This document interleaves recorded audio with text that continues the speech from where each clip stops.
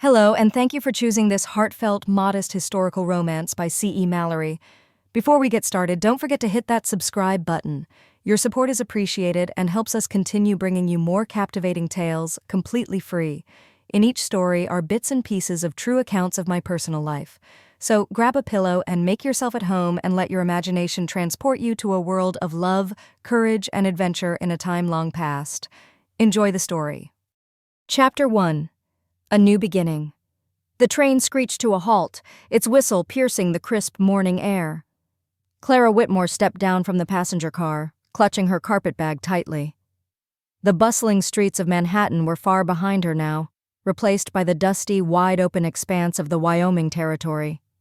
The small town of Clearwater lay before her, a collection of wooden buildings scattered along a single dirt road. The air smelled of earth and pine, a stark contrast to the soot and smoke of the city she had left behind. Clara adjusted her bonnet and smoothed her plain gray dress, trying to ignore the curious stares of the townsfolk. A few men tipped their hats as she passed, but most simply gawked. She could hear their whispers as she made her way toward the general store. "Is that the Whitmore girl?" one man muttered to his companion. "Reckon so," the other replied. "Heard she's a widow." "What's she thinkin'? Comin' out here alone?" Clara kept her chin high, though her heart pounded in her chest. She had no choice but to come. After her father's death, his will had left her quite a bit of land in the Wyoming Territory, a chance to start over. A robber's bullet meant for someone else had taken the one she loved the most. Manhattan held nothing for her now but memories of loss and loneliness. The bell above the general store door jingled as she stepped inside. The scent of leather, tobacco, and flour filled the air. Behind the counter stood a stout man with a thick mustache and a skeptical expression. "Morning, ma'am," he said, eyeing her up and down. "You must be Clara Whitmore." "I am," Clara replied, her voice steady despite her nerves. "I've come to claim my father's land." The man snorted. "Name's Mr. Hargrove. I run this store. Your father was a good man, but I'll be honest with you, Miss Whitmore. This ain't no place for a lady on her own." Clara straightened her back. "I appreciate your concern, Mr. Hargrove, but I'm quite capable of taking care of myself." Hargrove raised an eyebrow. "Capable, huh? You're used to the city life. You ever built a fence, plowed a field, fought off a pack of coyotes?" "No," Clara admitted, "but I'm willing to learn." Before Hargrove could respond, a young woman with fiery red hair and a smattering of freckles appeared from the back of the store, carrying a sack of flour. She set it down with a thud and wiped her hands on her apron. "Don't mind my father," she said with a grin. "He thinks every woman needs a man to hold her hand. I'm Betsy Hargrove, by the way." Clara smiled, grateful for the friendly face. "It's nice to meet you, Betsy." "Likewise. And don't let him scare you off. Plenty of folks around here'll help you out if you need it." "Betsy!" Mr. Hargrove barked. "Don't go filling her head with nonsense. She's got no idea what she's in for." "Maybe not," Clara said, meeting his gaze. "But I'm here now, and I'm not leaving." Hargrove sighed and shook his head. "Suit yourself.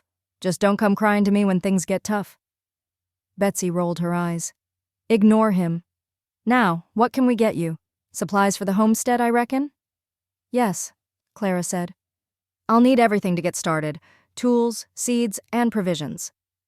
As Betsy began gathering items, the door swung open, and a tall man with a weathered face and a cowboy hat stepped inside. He paused when he saw Clara, his piercing blue eyes studying her intently. "Who's this?" he asked, his voice low and gravelly. "This here's Clara Whitmore," Hargrove said. "She's taken over her father's land." The man tipped his hat. "Name's Joe Derby. You'll be needin' more than supplies to make it out there, ma'am. You'll need help." "I appreciate the offer, Mr. Derby," Clara said, "but I can manage." Joe smirked. "We'll see about that." Betsy shot him a glare. "Don't you start, Joe. She's got enough to deal with without you scaring her off." "I'm just being honest," Joe said, leaning against the counter. "This land's unforgiving. You sure you're ready for it, Miss Whitmore?"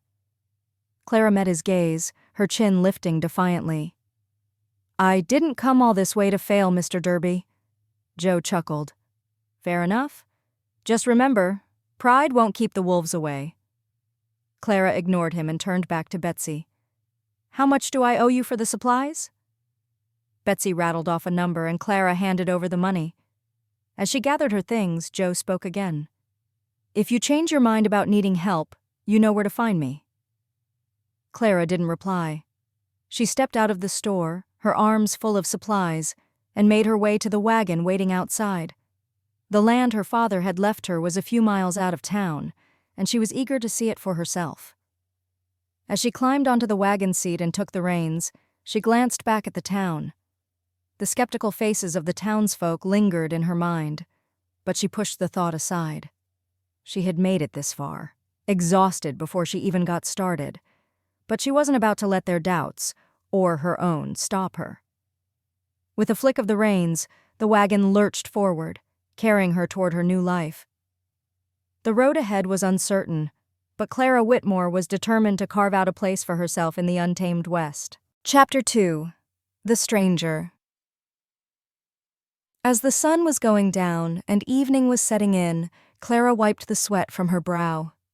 Her hands were raw from gripping the hammer, and her arms ached from the effort of nailing planks to the side of her cabin. The storm 2 nights ago had torn part of the roof clean off, and she had spent the better part of the day trying to patch it up. She stepped back to inspect her work, frowning at the uneven boards. It wasn't perfect, but it would have to do. A gust of wind swept through the clearing, carrying with it the faint scent of pine and dust. Clara shivered despite the heat of the afternoon. She couldn't shake the feeling that she was being watched. Need a hand with that? The deep, gravelly voice startled her, and she spun around, hammer raised like a weapon. Standing at the edge of the clearing was a man she recognized from the general store, Joe Derby. His hat was tipped low over his eyes, and his hands rested casually on his belt, but there was a sharpness in his gaze that made Clara's pulse quicken. "What are you doing here?" she demanded, her voice firmer than she felt. Joe raised his hands in mock surrender. "Easy there, ma'am. I was just passing through and saw you struggling with that roof. Thought I'd offer my help." Clara narrowed her eyes. "I don't recall asking for your help." Joe smirked. "No, but it looks like you could use it." She stopped and looked back at the cabin. The roof was far from finished, and she wasn't sure how much longer she could keep going on her own. There was so much work to be done. Still, she didn't trust this man, or his sudden appearance. "I don't have any money to pay you," she said, lowering the hammer but keeping it in her hand. "Didn't ask for money," Joe replied, stepping closer. "A hot meal'll do just fine." Clara studied him, her instincts warring with her exhaustion. He didn't look dangerous, just rough around the edges like most men out here. His clothes were worn, his boots scuffed, and his face was shadowed with stubble. But there was something in his eyes, a guardedness that hinted at secrets he wasn't eager to share. "Fine," she said at last, "but if you try anything, I am a New Yorker, you know." Joe held up a hand. "You've got my word, ma'am. Just here to help." She nodded reluctantly and gestured toward the cabin. "Come on, the ladder's around back. I need the roof patched before nightfall." Joe tipped his hat. "Yes, ma'am." As he disappeared around the corner, Clara let out a breath she hadn't realized she was holding. She wasn't sure if she'd made the right decision, but she didn't have much choice. If she wanted to survive out here, she'd have to take risks. An hour later, the roof was patched, and Clara was stirring a pot of stew over the fire. Joe sat on a stump nearby, wiping his hands on a rag. He had worked quickly and efficiently, barely saying a word as he hammered the boards into place. Now, as the sun dipped below the horizon, the clearing was bathed in a warm, golden light.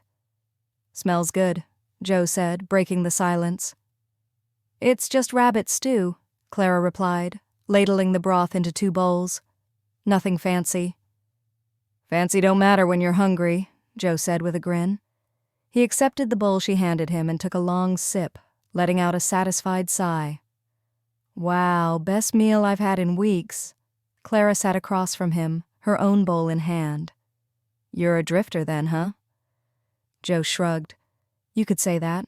I go where the work is." And what kind of work is that? Whatever needs doing, he said, his tone evasive.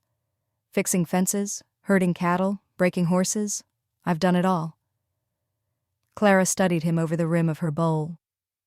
And what brings you to Clearwater? Joe hesitated, his gaze flickering to the fire. Just passing through. That's not much of an answer. He looked up, his blue eyes meeting hers. And it's all you're gonna get. Clara frowned but let it go. She had her own secrets after all, and she wasn't about to share them with a stranger. Instead, she changed the subject. Thank you for helping with the roof, she said. I couldn't have done it on my own. Joe nodded. You're welcome. But you shouldn't be out here alone, ma'am. It's dangerous. I can take care of myself, Clara said, her voice sharp. I don't doubt that, Joe said, holding up a hand. But this land's unforgiving. You'll need more than grit to make it. Clara set her bowl down, her frustration bubbling to the surface. I didn't come all this way to be told what I can and can't do, Mr. Darby. I've lost everything. My husband, my home, my family. This land is all I have left, and I'll be darned if I let anyone tell me I can't make a life here. Joe stared at her for a long moment. She couldn't tell what he was thinking. Then he nodded slowly. Fair enough. But if you ever need help, you know where to find me. Clara softened, her anger fading as quickly as it had come. Thank you, she said quietly. I'll keep that in mind. Joe finished his stew and stood, brushing the dust from his pants. I'd best be on my way. Got a long ride ahead of me.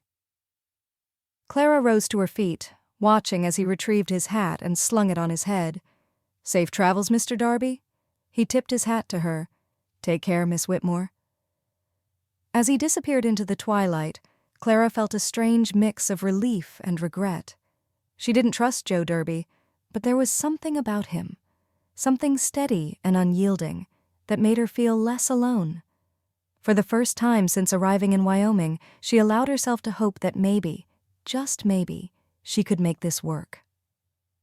The wind rustled through the trees, carrying with it the faint echo of hoofbeats. Clara turned back to the cabin, her resolve stronger than ever. She thought to herself, the storm did a lot of damage, and I have so much to do. She had a long road ahead, but she wasn't about to give up. Not now. Not ever. Chapter 3. The Storm. The sky had been darkening all afternoon again, heavy clouds rolling in from the west like an ominous tide. Clara stood on the porch of her cabin, watching the horizon with a growing sense of unease. The wind had picked up, whipping through the trees and rattling the loose boards of the cabin. She thought to herself, I just got done patching up the barn roof. She had seen storms before, but nothing like this. The air felt charged, electric, as if the land itself was holding its breath. She turned to the small barn she had managed to build with the help of a few kind neighbors. Inside were her 2 chickens and the mule she had bought with the last of her savings. They were all she had, and she couldn't afford to lose them to the storm. Come on, Clara, she muttered to herself, grabbing a length of rope. You've got work to do. As she secured the barn doors, the first drops of rain began to fall, cold and sharp against her skin. By the time she made it back to the cabin, the rain had turned into a torrential downpour. The wind whipping and howling like a living thing, slamming against the walls and roof with a force that made the entire structure shake. Clara lit a lantern and set it on the table, her hands trembling. She had done her best to prepare, but the cabin was still new, and she wasn't sure it could withstand a storm like this. She hunkered down, wrapping a blanket around herself as the wind screamed outside. Then, suddenly, there was a loud crack, followed by a deafening crash. Clara jumped to her feet, her heart pounding. She grabbed the lantern and ran to the door, throwing it open against the wind. Her stomach dropped as she saw the damage. A large tree had fallen, crushing part of the barn and scattering debris across the yard.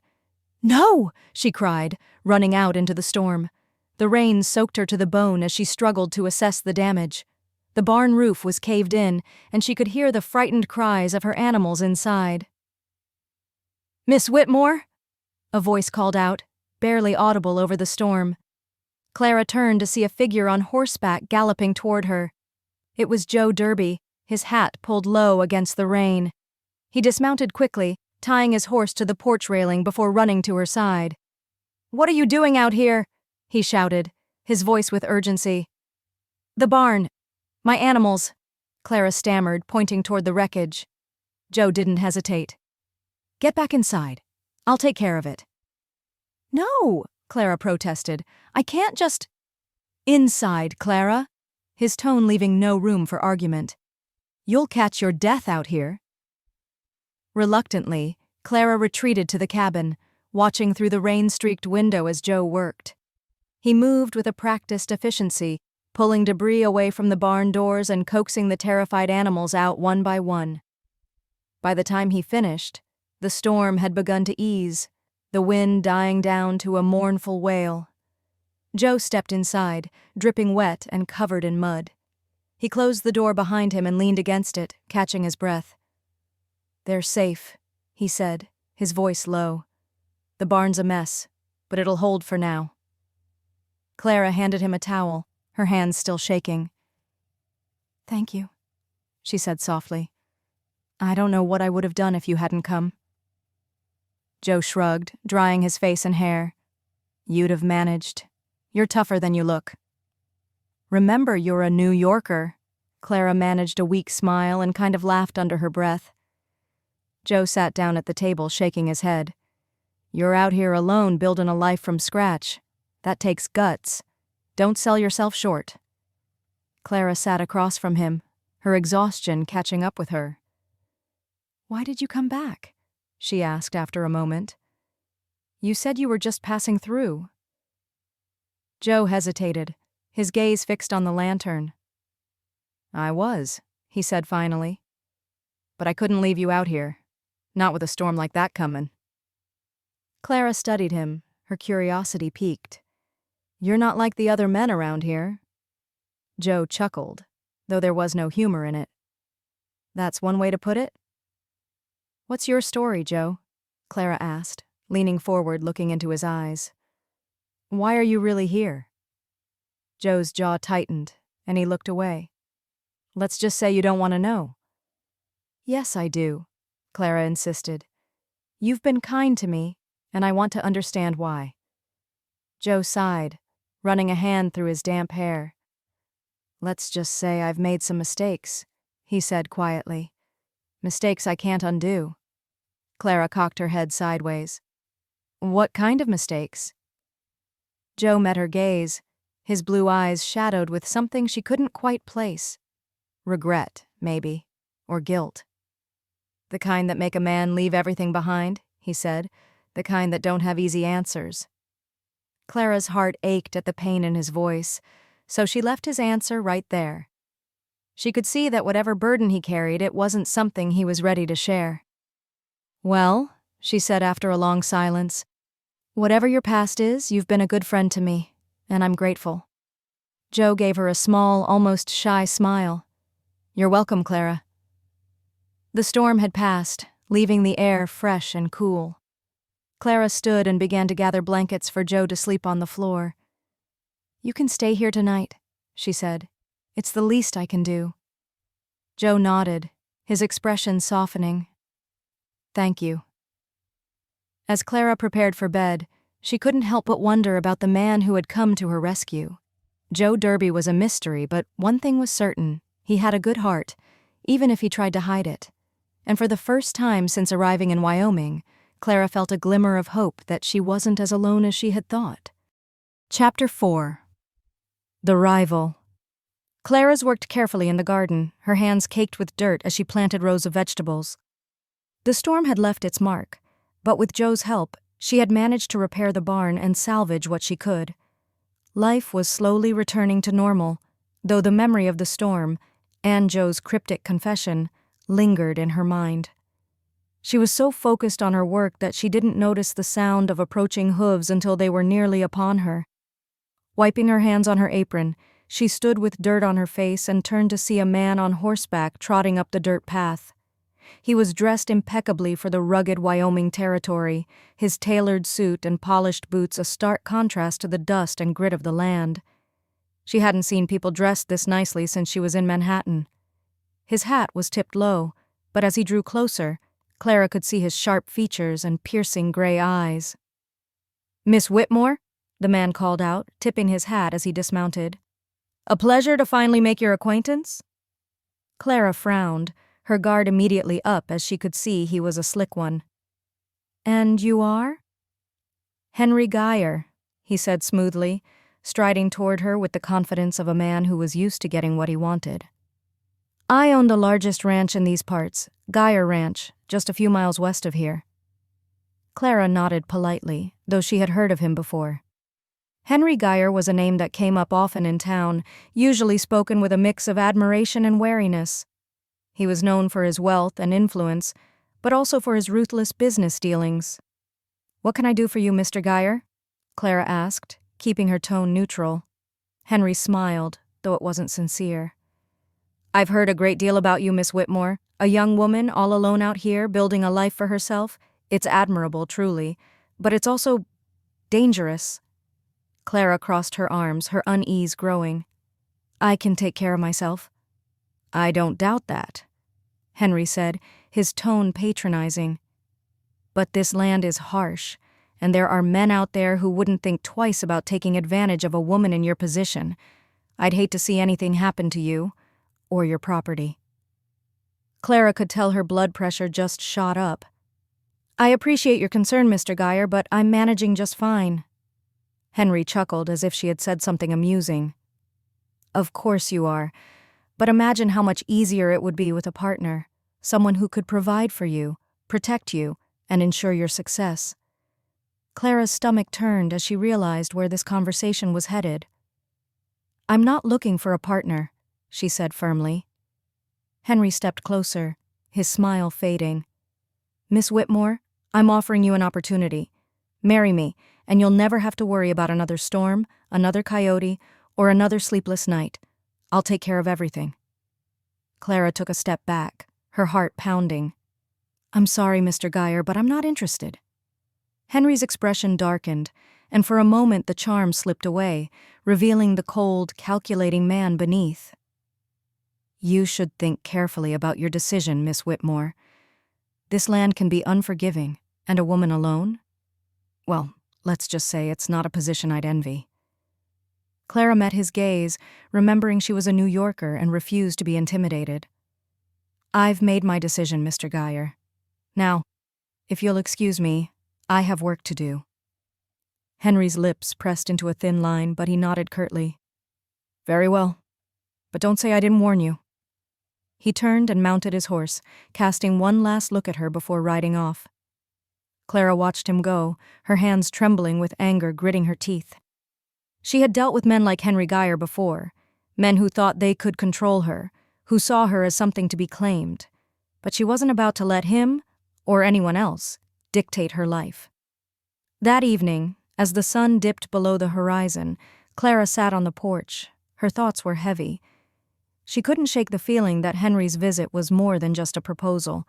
His words had carried an unspoken threat, and she knew he wasn't the type to take rejection lightly.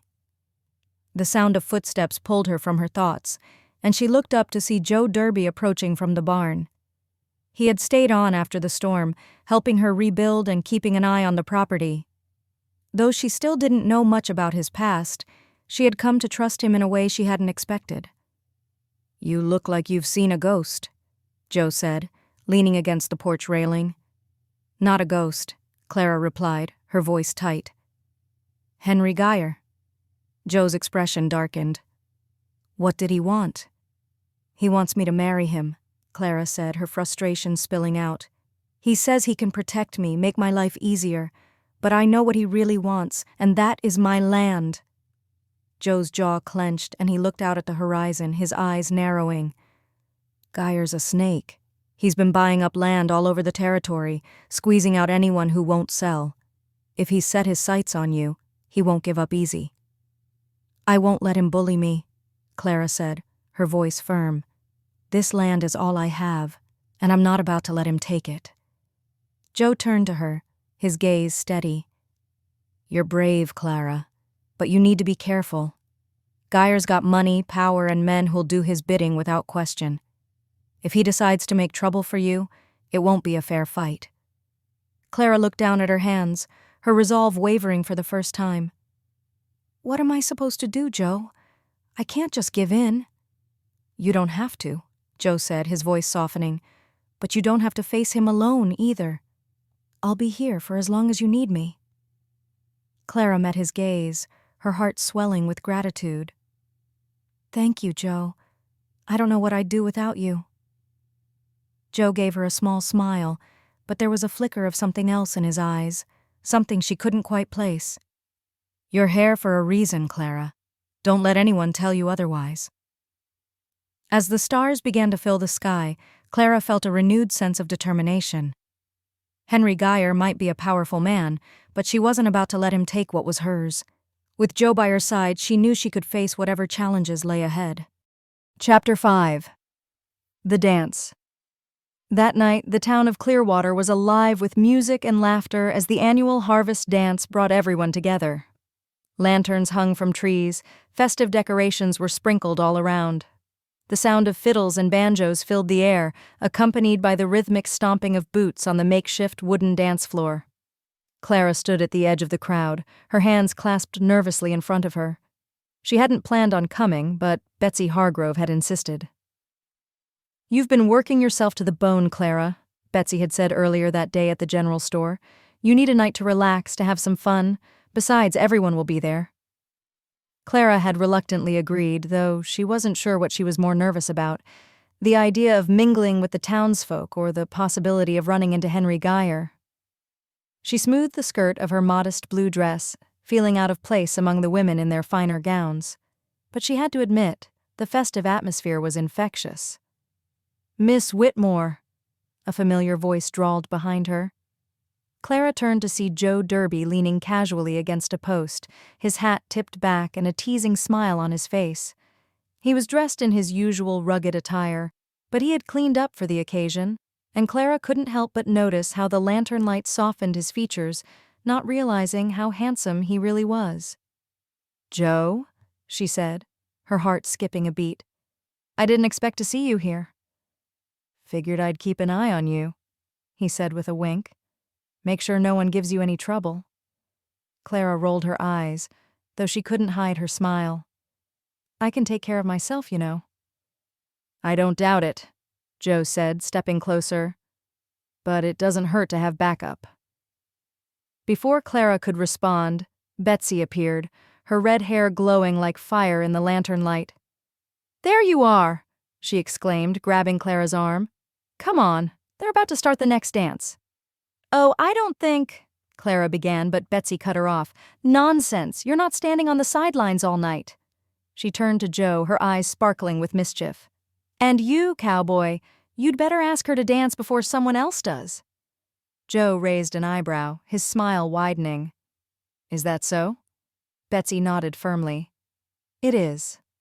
Joe turned to Clara, holding out his hand. "Well, Miss Whitmore, care to join me?" Clara hesitated, her cheeks flushing. She wasn't much of a dancer, and the thought of being the center of attention made her stomach twist. But the way Joe was looking at her, his ruggedly handsome blue eyes warm and inviting, made it hard to say no. "All right," she said softly, placing her hand in his. Joe led her to the dance floor, where couples were already forming lines for a lively reel. The fiddler struck up a tune, and the crowd clapped along as the dancers began to move. Clara followed Joe's lead, her steps tentative at first, but growing more confident as the music carried her along. "You're a natural," Joe said, his voice low enough that only she could hear. Clara laughed, shaking her head. "Hardly. I haven't danced like this since before I came here." Joe's expression softened, and for a moment the world seemed to fade away. "You're doing just fine, Clara." As the dance continued, Clara found herself relaxing, even enjoying herself. Joe was a steady partner, guiding her through the steps with ease. She couldn't remember the last time she had felt so light, so free. When the music finally ended, she was breathless and laughing, her cheeks flushed from exertion. "See?" Joe said, leading her off the dance floor. "Told you it wouldn't kill you to have a little fun." Clara smiled, her heart still racing. "You were right. Thanks, Joe." Before he could respond, a shadow fell over them. Clara looked up to see Henry Geyer standing a few feet away, his expression blank. He was dressed in a fine suit, his polished boots gleaming in the lantern light.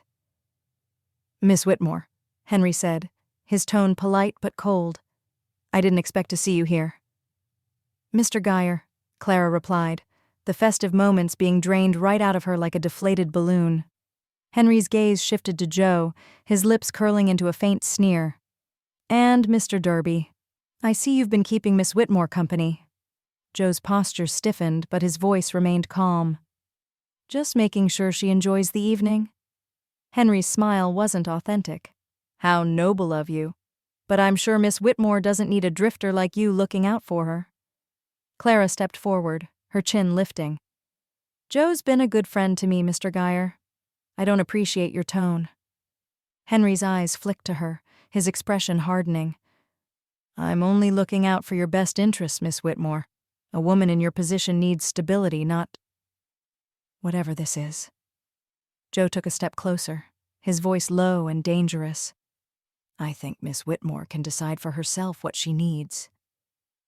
The tension between the two men began to escalate, and Clara quickly stepped between them. "That's enough," she said firmly. "This is supposed to be a celebration, not a confrontation." Henry's smile returned, though it was as cold as ever. "Of course. My apologies, Miss Whitmore. Enjoy your evening." With that, he turned and walked away, disappearing into the crowd. Clara let out a breath she hadn't realized she was holding, her hands trembling slightly. "You all right?" Joe asked, his voice soft. Clara nodded, though her heart was still racing. "I'm fine. Thank you for standing up for me." Joe's gaze lingered on her and said sweetly, "Always." As the night wore on, Clara couldn't shake the feeling that Henry's words had been more than just a warning. He was a man who didn't take rejection lightly, and she knew this wouldn't be the last she'd see of him. But for now, she allowed herself to enjoy the warmth of Joe's presence, the music, and the laughter of the townsfolk. For the first time in a long time, she felt like she belonged. Chapter 6. The Betrayal. The morning sun rose over Clara's homestead. The birds were singing, and a nice breeze flowed her hair. The storm's damage was still visible in the broken fence posts and the barn's patched roof, but Clara had made progress. She stood on the porch, sipping a cup of coffee, and allowed herself a moment of pride. The land was slowly becoming hers, a place she could call home. But her peace was short-lived. As she gazed out over the fields, she spotted a rider approaching from the distance. The figure was unmistakable, Henry Geyer. Her stomach tightened as she set her coffee down and stepped off the porch to meet him. Henry dismounted with practiced ease, his polished boots crunching against the dirt. He tipped his hat, his smile as smooth as ever. "Good morning, Miss Whitmore." "Mr. Geyer," Clara said, keeping her tone neutral. "What brings you here?" "I thought I'd pay you a visit," Henry said, his eyes scanning the property. "See how you're faring after the storm." "I'm managing just fine," Clara replied, crossing her arms. "Thank you for your concern." Henry's smile faltered, and his gaze settled on her. "I heard you've had some help." Clara stiffened. "If you're referring to Joe Derby, he's been a good friend. I don't see how that's any of your business." Henry chuckled, though there was no humor in it. "Everything in this territory is my business, Miss Whitmore, and I'd be careful about the company you keep. Joe Derby isn't the man you think he is." Clara's heart skipped a beat, but she refused to let Henry see her unease. "What are you talking about?" Henry stepped closer, his voice dropping to a conspiratorial tone. "Joe Derby is a wanted man. He's been running from the law for years. Theft, assault, the list goes on. He's dangerous, Clara, and if you're not careful, he'll drag you down with him." Clara's mind raced. She thought back to the night of the storm, to Joe's cryptic confession about his past. Could Henry be telling the truth? Or was this just another one of his manipulative tactics? "I don't believe you," she said, her voice trembling slightly. "Joe's been nothing but kind to me." Henry's expression hardened. "Believe what you want, but don't say I didn't warn you. A man like that doesn't change, Clara. He'll betray you the first chance he gets." With that, Henry mounted his horse and rode off, leaving Clara standing in the dust. She felt a knot of doubt forming in her chest, but she pushed it aside. Henry had his own agenda, and she wasn't about to let him poison her mind against Joe. Later that day, Clara found Joe repairing the fence at the edge of her property. He worked with a quiet focus, his strong hands steady as he hammered the posts into place. She hesitated for a moment, watching him, before finally approaching. "Joe?" she called out. He looked up, wiping the sweat from his brow. "Clara, everything all right?" She hesitated, unsure how to begin. "Henry Geyer came by this morning." Joe's expression darkened. "What did he want?" He said some things about you," Clara said carefully.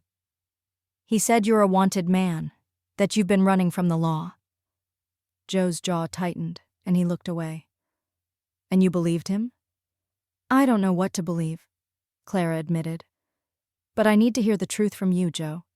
Is it true?" Joe was silent for a long moment, his gaze fixed on the horizon. Finally, he sighed and set down his hammer. "It's true," he said quietly. "I've done things I'm not proud of, things I can't take back." Clara's heart sank. "Why didn't you tell me?" "Because it doesn't matter," Joe said, his voice firm. "I'm not that man anymore, Clara. I've been trying to start over, to make things right. But people like Henry Geyer won't let me forget my past." Clara searched his face, looking for any sign of deception, but all she saw was pain and regret. "What did you do, Joe?" He hesitated, then finally spoke. "I worked for a rancher back in Texas. He was a cruel man, treated his workers like dirt. One day he went too far and I stood up to him. Things got out of hand and, well, let's just say the law didn't see it my way. I ran because I didn't have a choice." Clara's chest tightened. "So you're not a thief or a criminal?" Joe shook his head. "No, but that doesn't mean the law sees it that way." Clara let out a breath she hadn't realized she was holding.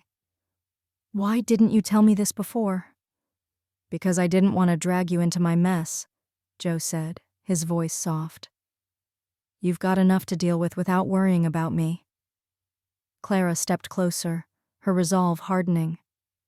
"Joe, you've been nothing but good to me. I don't care about your past. What matters is the man you are now." Joe looked at her, his blue eyes filled with gratitude. "Thank you, Clara. That means more than you know." But even as she spoke the words, Clara couldn't shake the feeling that Henry Geyer wasn't done with them. He was a man who didn't take rejection lightly, and now he had a weapon to use against Joe. She knew they would have to be careful, because in the Wyoming Territory, secrets had a way of coming to light. Chapter 7. The Fire. The night was quiet, the kind of stillness that only the Wyoming Territory could offer. Clara sat on the porch of her cabin, the cool breeze brushing against her face as she gazed at the stars and seen how beautiful they were. The events of the past few days weighed heavily on her mind. Henry Geyer's threats, Joe's confession, and the growing tension that seemed to hang over her homestead like a storm cloud. Joe had stayed late to finish repairing the fence, but he had left a few hours ago, promising to return in the morning. Clara had insisted she could handle things on her own for the night, but now, sitting alone in the dark, she couldn't shake the feeling that something was wrong. The faint smell of smoke reached her nose, and she frowned, sitting up straighter. Smoke?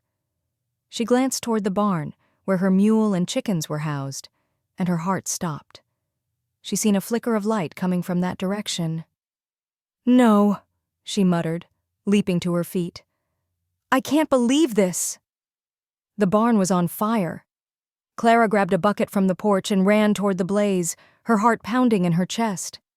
The flames were already climbing the wooden walls, licking at the roof and sending sparks into the night sky. The animals inside were panicking, their cries piercing the air. "Hold on!" Clara shouted, her voice trembling as she ran to the barn doors. She yanked them open, coughing as the smoke stung her eyes and throat. The mule bolted past her, followed by the chickens, their feathers singed but otherwise unharmed. She turned back to the fire, her mind racing. She needed water, lots of it, but the well was too far, and the flames were spreading too quickly. Desperation clawed at her as she realized she couldn't save the barn. "Clara!" a voice called out, and she turned to see Joe riding toward her at full gallop. He dismounted before his horse had even stopped, running to her side. "Are you all right?" he asked, his eyes scanning her for injuries.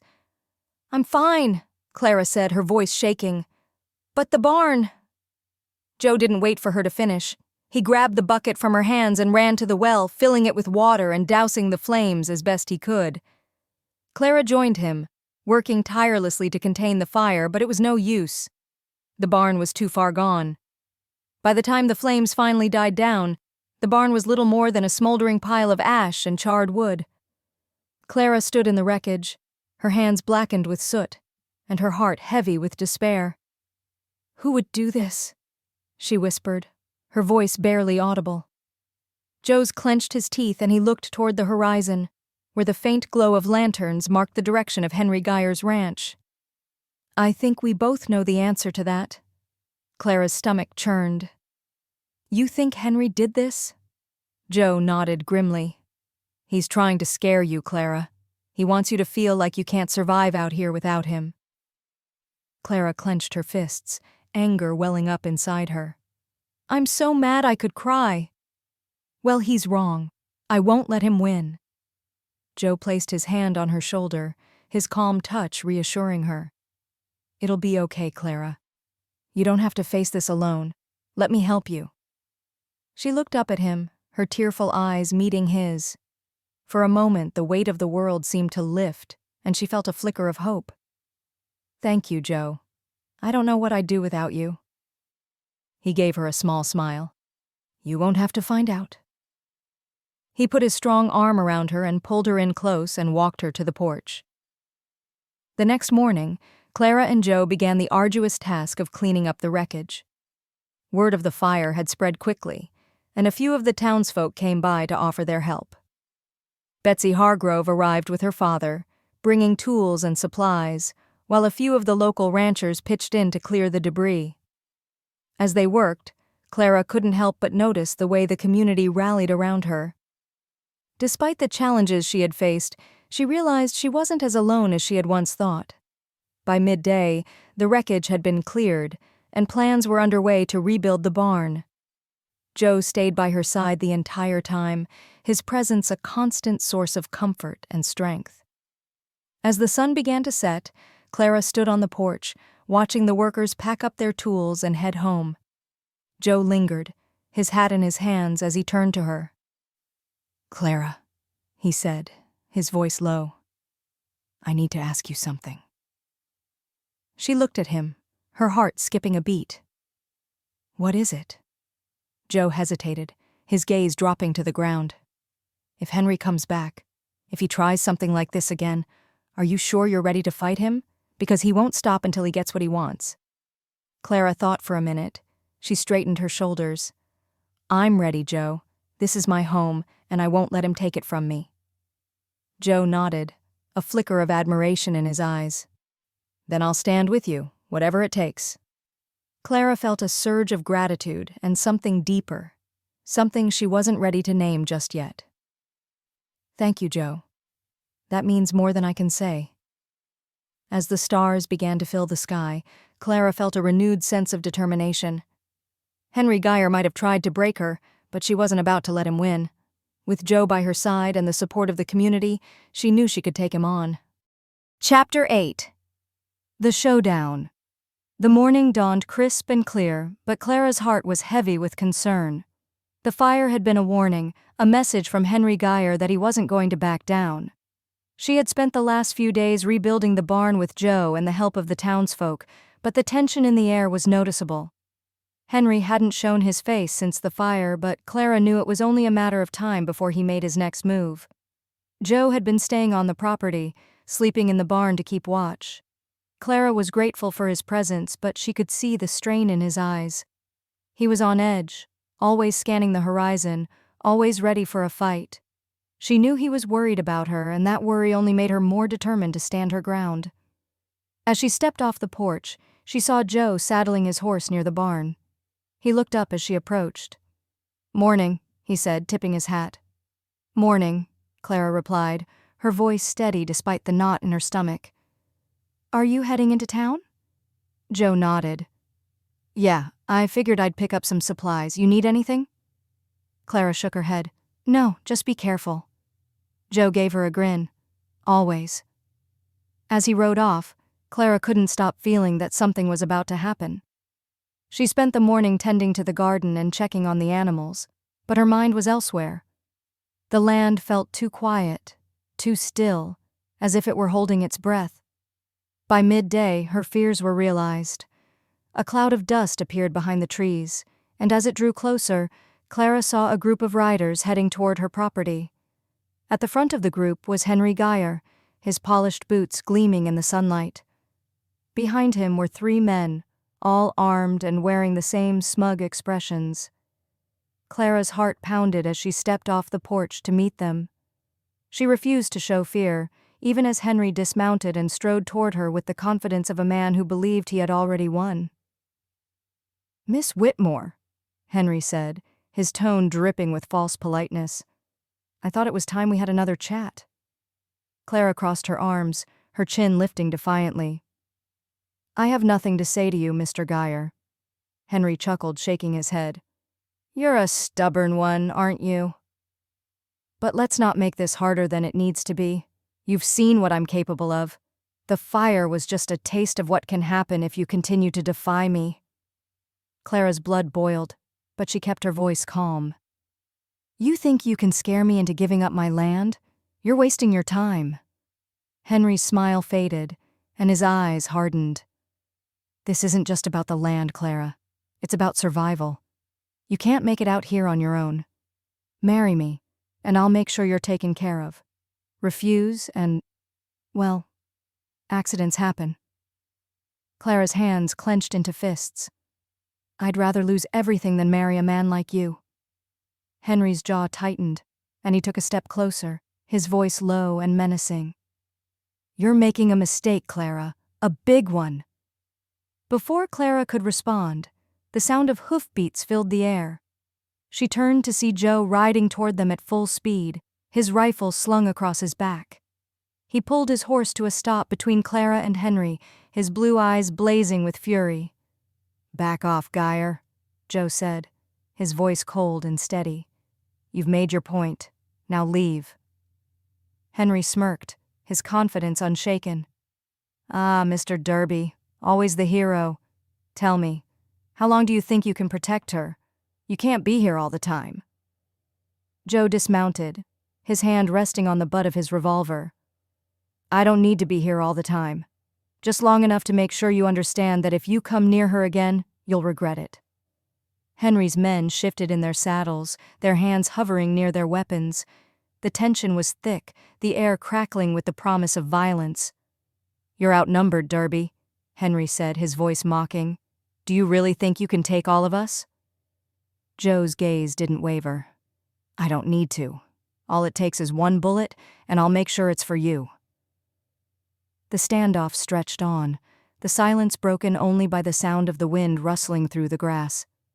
Clara's heart was in her throat, but she refused to back down. She stepped forward, her voice cutting through the tension.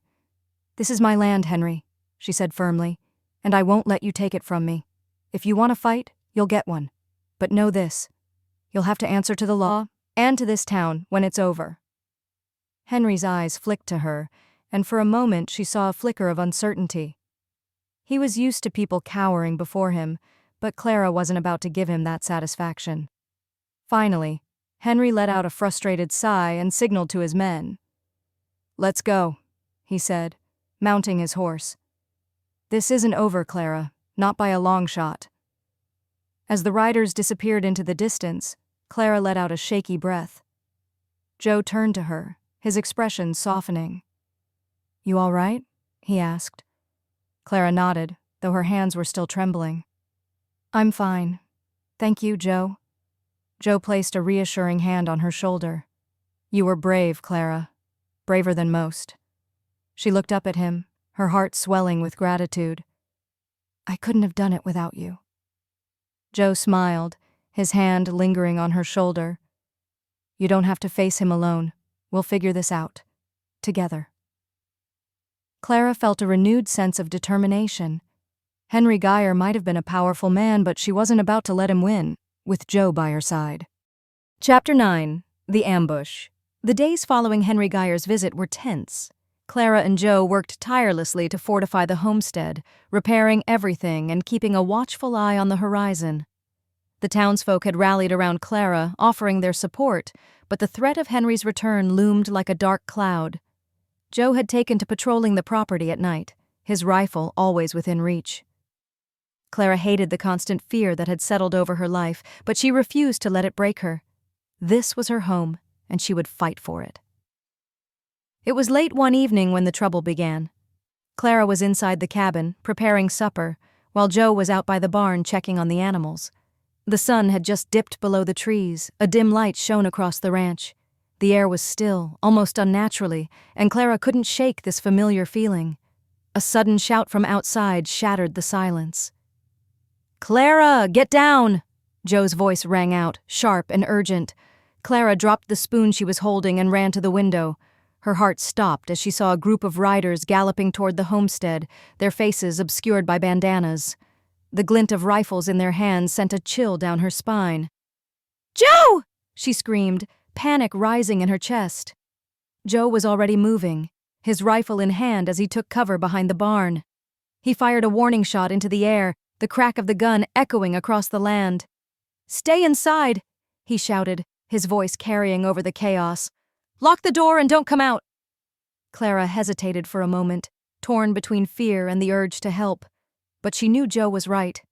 She bolted the door and grabbed the shotgun he had insisted she keep by the fireplace. Her hands shaking as she loaded it, the weight of the weapon unfamiliar but oddly comforting.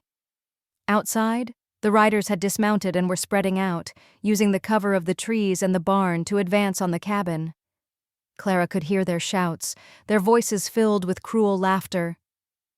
"Come on out, Derby!" one of them called. "We know you're in there!" Joe's voice was calm but firm as he shouted back. "You've got no business here. Turn around and leave while you still can." The response was a gunshot, the bullet striking the barn with a loud crack. Joe returned fire, his aim precise. One of the riders cried out and fell to the ground, clutching his leg. Clara's heart pounded as she crouched by the window, peering out at the chaos. She could see Joe moving between cover, his movements quick and deliberate. He was outnumbered, but he didn't falter. "Clara?" Joe's voice cut through the noise. "Are you all right?" "I'm fine," she called back, her voice shaking. "What do we do?" "Stay put!" he shouted. "I got this!" But Clara couldn't just sit there. She gripped the shotgun tightly and moved to the back door, her mind racing. If she could get behind the riders, maybe she could catch them off guard. She slipped out of the cabin, keeping low as she made her way around the side of the house. The riders were focused on Joe, their attention fixed on the barn. Clara's heart pounded as she crept closer, the shotgun heavy in her hands. One of the riders was crouched behind a tree, his rifle trained on the barn. Clara took a deep breath, her hands still shaking as she raised the shotgun. "Drop it!" she shouted, her voice stronger than she expected. The man spun around, his eyes wide with surprise. He hesitated for a moment, then dropped his rifle, raising his hands. "Don't shoot, lady," he stammered. "Get out of here," Clara said, her voice cold, "and tell your friends to do the same." The man nodded quickly and scrambled to his feet, running toward the horses. Clara's heart raced as she turned her attention to the others. She could see Joe pinned down behind the barn, the remaining riders closing in on him. "Joe!" she shouted, raising the shotgun. Joe looked up, his eyes widening as he saw her. "Clara, get back inside!" But Clara didn't listen. She fired the shotgun into the air, the deafening blast startling the riders. They turned toward her, their faces filled with shock. "Leave now!" she shouted, her voice steady despite the fear coursing through her. "Or I'll shoot you dead right here!" The riders hesitated, their confidence shaken. One of them, a burly man with a scar across his cheek, stepped forward. "You don't scare us, lady," he sneered. "You think you can take all of us?" Joe stepped out from behind the barn, his rifle aimed at the man. "She doesn't have to," he said, his voice cold. "Because I will." The standoff was tense, the air thick with the promise of violence. But Clara could see the doubt in the riders' eyes. They hadn't expected this kind of resistance. Finally, the scarred man spat on the ground and signaled to the others. "Let's go," he growled. "This ain't worth it." The riders mounted their horses and rode off, their retreat marked by the sound of pounding hooves. Clara lowered the shotgun, her hands shaking as the adrenaline began to fade. Joe was at her side in an instant, his hands on her shoulders. "Are you all right?" he asked, his voice filled with concern. Clara nodded, her whole body trembling. Her legs felt like they might just give out. "I'm fine. Are you?" Joe smiled, his blue eyes warm despite the tension. "I'm fine, thanks to you." Clara managed a weak smile. "I couldn't just sit there and do nothing." Joe's expression softened and he pulled her into a tight embrace. "You were incredible, Clara. Brave and stubborn as always." She laughed softly, resting her head against his chest. "I'm a New Yorker, remember?" She chuckled. "Okay, so you taught me a few things." Their embrace seemed to stretch on. As the night settled over the homestead, Clara and Joe stood together, their bond stronger than ever.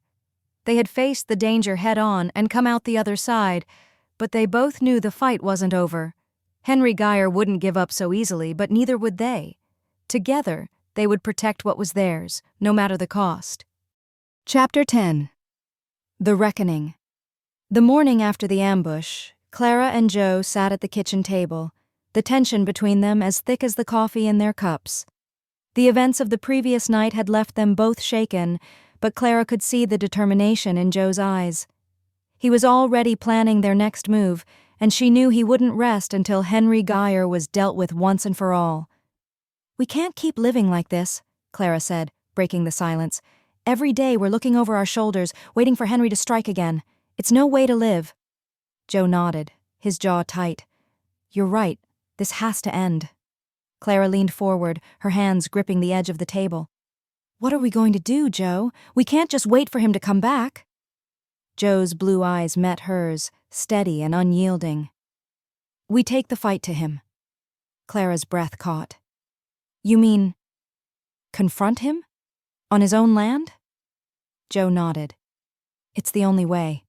He's not going to stop until he gets what he wants. We need to show him that we're not afraid, that we're not going to back down." Clara hesitated, her heart pounding. The thought of facing Henry on his own turf was terrifying, but she knew Joe was right. They couldn't keep living in fear. "All right," she said finally, "but we do this together." Joe's lips curved into a small smile. "I wouldn't have it any other way." By midday, Clara and Joe were riding toward Henry Geyer's ranch. The sun beat down on them, the heat oppressive, but neither of them wavered. Clara's hands gripped the reins tightly, her heart racing as they approached the sprawling property. Henry's ranch was a testament to his wealth and power, with its large house, well-maintained fences, and fields of grazing cattle. As they neared the main house, a group of ranch hands stepped forward, their hands resting on the revolvers at their hips. One of them, a tall man with a scar across his cheek, recognized Joe and sneered. "Well, well," the man said, his voice dripping with mockery. "Look who's come to pay us a visit." Joe dismounted, his movements slow and deliberate. "We're here to see Henry," he said, his voice calm but firm. The scarred man chuckled. "You've got guts, Derby. I'll give you that. But you're not welcome here." Clara dismounted as well, her chin lifting defiantly. "We're not leaving until we speak to him." The man's eyes went to her, his expression darkening. "You've got a lot of nerve, lady." Before he could say more, the door to the main house opened, and Henry Geyer stepped out onto the porch. He was dressed impeccably as always, his polished boots gleaming in the sunlight. His gray eyes narrowed as he took in the sight of Clara and Joe. "Well, this is a surprise," Henry said, his tone cold. "I didn't expect to see you here, Miss Whitmore. And you, Darby. I thought you'd have the sense to stay away." Joe took a step forward, his hand resting on the butt of his revolver. "We're here to settle this, Geyer, once and for all." Henry's lips curved into a cruel smile. "Settle what exactly? You're trespassing on my land, Darby. I could have you shot for that." Clara stepped forward, her voice steady despite the fear coursing through her. "This isn't about your land, Henry. This is about you trying to take what isn't yours. My land, my home. It's mine, and I won't let you take it from me." Henry's smile faded and his eyes hardened. "You're making a mistake, Clara. A big one." "No," Clara said, her voice rising. "The only mistake I made was thinking you'd leave me alone, but I'm done being afraid of you, Henry. You don't scare me anymore." Henry's jaw tightened, and he signaled to his men. "Get them off my property." The ranch hands stepped forward, their hands on their weapons, but Joe was faster. He drew his revolver in a flash, aiming it at the scarred man who had spoken earlier. "Don't even think about it," Joe said, his voice low and dangerous. "We're not here to start a fight, but we'll finish one if we have to." The tension was palpable, the air crackling with the promise of violence. Clara's heart pounded as she stood beside Joe, her hands clenched into fists. "Henry," she said, her voice firm, "this is your last chance. Leave me and my land alone or you'll regret it." Henry laughed, the sound cold and hollow. "You think you can threaten me, Clara? You're nothing but a stubborn woman clinging to a dream that's already dead." Clara's eyes blazed with anger. "And you're nothing but a bully who hides behind his money and his men. But you can't buy everything, Henry. You can't buy me." Henry's face twisted with rage, and for a moment, Clara thought he might order his men to attack, but then he raised a hand, signaling them to stand down. "Fine," he said, his voice dripping with venom.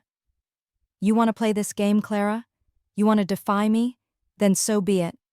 But don't say I didn't warn you." Joe didn't lower his revolver until Henry and his men stepped back. The ranch hands glared at them, but they didn't make a move. "Let's go, Clara," Joe said, his voice steady. "We've made our point." Clara nodded, her heart still racing as she mounted her horse. As they rode away, she couldn't help but feel a sense of triumph. They had stood up to Henry Geyer, and for the first time, she felt like they had the upper hand. But she also knew the fight wasn't over. Henry was a man who didn't take defeat lightly, and she had no doubt he would come after them again. Still, as she rode beside Joe, she felt a renewed sense of strength and determination. Whatever came next, they would face it together. Chapter 11. The Confession. The days after their confrontation with Henry Geyer were tense but quiet. Clara and Joe returned to the homestead, bracing themselves for whatever retaliation Henry might plan. But for now, the land was calm, the air heavy with the scent of wildflowers and the promise of summer. Clara tried to focus on hanging the clothes out to dry, but her thoughts kept drifting to Joe, his steady presence, his unwavering loyalty, and the way he had stood by her side through everything. One evening, as the sun dipped below the horizon, painting the sky in soft pinks and purples, Clara found herself sitting on the porch, staring out at the fields. The day's work was done, and the quiet of the evening wrapped around her like a warm blanket. She didn't hear Joe approach until he was standing beside her, his hat in his hands. "You've been quiet today," he said, his voice soft. Clara glanced up at him, her heart skipping a beat at the sight of his rugged features bathed in the warm glow of the setting sun. "Just thinking," she replied. "About Geyer?" Joe asked, sitting down on the porch steps beside her. "Partly," Clara admitted. but mostly about everything. How far I've come. How much has changed since I got here. How much I've changed? Joe nodded, his gaze fixed on the horizon. You've been through a lot, Clara. More than most people could handle. But you're still standing. Clara smiled faintly, her hands resting in her lap. I couldn't have done it without you, Joe. You've been my rock through all of this. Joe turned to her, his blue eyes searching hers. You give me too much credit. You're the one who's been fighting for this land, for your home. I've just been lucky enough to stand beside you. Clara's heart swelled at his words, and for a moment she couldn't find the right thing to say. The silence between them stretched, but it wasn't uncomfortable. It was filled with unspoken emotions, with the weight of everything they had been through together. Finally, Joe broke the silence. Clara, there's something I need to tell you. She looked at him, her breath catching at the seriousness in his tone. What is it? Joe hesitated, his hands gripping his hat tightly. I've been running my whole life. From my past, from my mistakes, from everything. But when I met you, something changed. For the first time, I felt like I had a reason to stop running. Like I had a reason to stay. Clara's chest tightened, her heart pounding in her ears. Joe? He turned to her, his eyes filled with a vulnerability she had never seen before. I care about you, Clara, more than I've ever cared about anyone. And I know I don't deserve you, not after everything I've done. But I can't keep this to myself anymore. Clara felt warm tears her eyes, her emotions threatening to overwhelm her. Joe, you've been nothing but good to me. You've stood by me when no one else would. You've risked everything to protect me. How could you think you don't deserve me? Joe shook his head, his voice thick with emotion. Because I've made mistakes, Clara. I've hurt people. I've done things I can't take back. And I'm terrified that one day my past is going to catch up with me and ruin everything. Clara reached out, placing her hand over his. Your past doesn't define you. The man you are now, the man who's been by my side through all of this, that's who you are. And that's the man I care about. Joe's eyes searched hers, and for a moment, the world seemed to stand still. Then, slowly, he leaned in, his lips brushing against hers in a kiss that was both tender and filled with longing. Clara's heart soared as she kissed him back, her hands tangling in his shirt as she pulled him closer. A slow, unending kiss from the heart. Joe rested his forehead against hers, his breath warm against her skin. I've wanted to do this for a long time, he admitted, his voice barely above a whisper. Clara smiled, her cheeks flushed. So have I. They sat together on the porch, the stars beginning to twinkle even brighter in the darkening sky. For the first time in what felt like forever, Clara felt a sense of peace. The threat of Henry Geyer still lingered, but in that moment, it didn't matter. She had Joe, and together they could face anything. As the night deepened, Joe wrapped an arm around her, pulling her close. Clara rested her head against his shoulder, her heart full. She had come to Wyoming to start over, to build a new life. She hadn't expected to find love, but now that she had, she knew she would fight to keep it. Whatever challenges lay ahead, she and Joe would face them together. And for the first time, Clara felt like she truly belonged, not just to the land, but to the man who had stolen her heart. Chapter 12. A New Frontier. Early in the morning, she stood on the porch, surveying the land that had become her home. The barn was rebuilt, the fences were sturdy, and the garden was thriving. For the first time since she had arrived in Wyoming, she felt a sense of calm, a sense that everything was finally falling into place. Behind her, the door creaked open, and Joe stepped out, his hair still tousled from sleep. He was barefoot, his shirt unbuttoned, and he carried 2 steaming mugs of coffee. Clara turned to him, a smile tugging at her lips. Well, look at you, she teased. You almost look domesticated. Joe grinned, handing her a mug. Don't get used to it. I'm still a wild man at heart. Clara laughed, taking a sip of the coffee. Wild, huh? I seem to recall you screaming like a child when that snake slithered into the barn last week. Joe's grin faltered, and he pointed at her with mock indignation. That was a perfectly reasonable reaction. That thing was huge. "It was a garter snake, Joe," Clara said, her eyes sparkling with amusement. "Completely harmless." "Harmless or not, it had no business being in my barn," Joe muttered, taking a sip of his coffee. "And for the record, I wasn't screaming. I was alerting you of the situation." Clara laughed so hard she nearly spilled her coffee. "Is that what we're calling it now?" Joe shook his head, but he was smiling. "You're lucky I like you, Clara Whitmore." "Oh, I'm more than lucky," Clara said, her tone playful. "I'm blessed to have such a brave, snake-fearing cowboy by my side." Joe set his coffee down on the porch railing and stepped closer to her, his hands sliding around her waist. "You're lucky for a lot of reasons," he said, his voice low and teasing. "But mostly because I'm the only man crazy enough to put up with you." Clara raised an eyebrow, her lips curving into a smirk. "Put up with me? I seem to recall saving your hide more than once, Joe Derby." He chuckled, leaning in until their faces were inches apart. "You've got me there, I admit. But I think we make a pretty good team." Clara's smile softened, and she reached up to brush a strand of hair from his face. "We do, don't we?" Joe kissed her then, slow and sweet, the kind of kiss that made her forget about everything else. Embracing each other, Clara rested her forehead against his, her heart full. "I love you, Joe," she said softly, the words coming easily now. Joe's eyes lit up, and his smile was as warm as the morning sun. "I love you too, Clara, more than I ever thought I could love anyone." They stood there for a moment, wrapped in each other's arms, the world around them fading away. But the moment was interrupted by a loud squawk from the chicken coop. "Looks like the ladies are demanding breakfast," Clara said with a laugh, pulling away. Joe groaned, running a hand through his hair. "Those chickens are more demanding than a herd of cattle."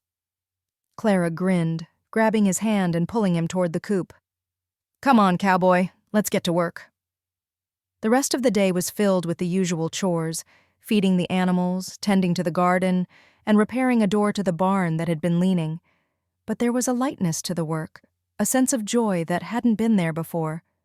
Clara and Joe teased each other relentlessly, their laughter echoing across the fields.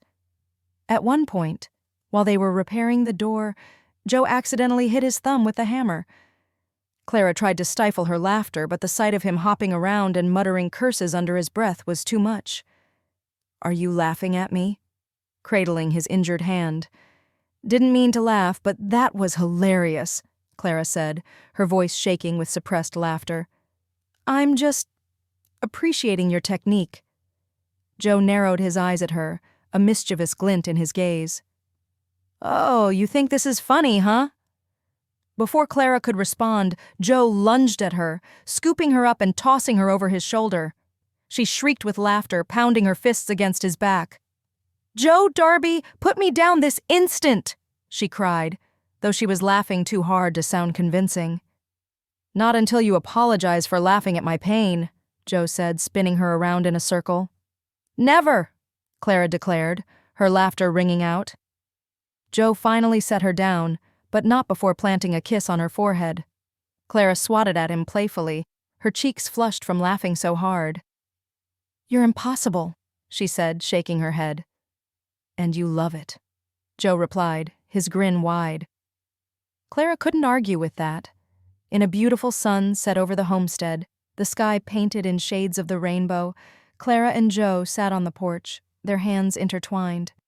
The day had been long, but it had been filled with laughter, love, and the kind of happiness Clara had never thought she would find. "I never thought I'd have this. When I first came here, I felt like I had lost everything," Clara said softly, her gaze fixed on the horizon. "But now I have a home, a partner, and a future." Joe squeezed her hand, his voice gentle. "You deserve all of it, Clara, and I'm going to spend the rest of my life making sure you have it." Clara turned to him, her eyes shining with tears. "You already have, Joe." He leaned in and kissed her, slow and deep, the kind of kiss that promised forever. And as the stars began to twinkle in the night sky, Clara knew that no matter what challenges lay ahead, she and Joe would face them together, because together, they were unstoppable. Thank you so much for joining us today. If you enjoyed this story, don't forget to like the video and subscribe to the channel so you never miss out on more captivating tales. Until next time, take care, stay safe, and God bless. See you in the next video.